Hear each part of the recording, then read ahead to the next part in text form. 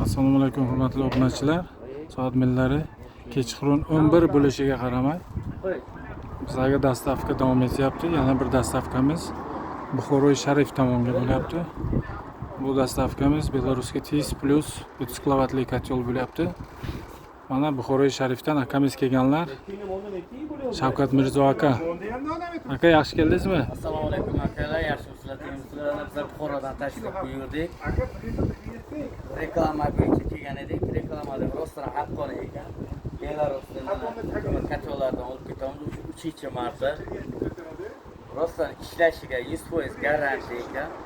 Ishlatib ko'rib, yana kech ucharkalarga kimga kerak bo'lsa, mana sifat xo'jalik yo'llariga mana keltirib qo'ygan ekanlar. Qatorasiga bor 100% deb kelib olib ketishlarni tavsiya qilamiz.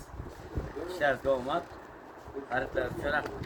Aka katta rahmat sizga. O'q yo'l, yaxshi yetib bo'ling aka. Ishlaringizga omad. Kelib turing Samarqandga. Kimga shunaqa kotелlar kerak bo'lsa, Sifat qurilish mollari do'koni Sochak mahallasiga murojaat qilishlaringiz mumkin azizlar. Vale.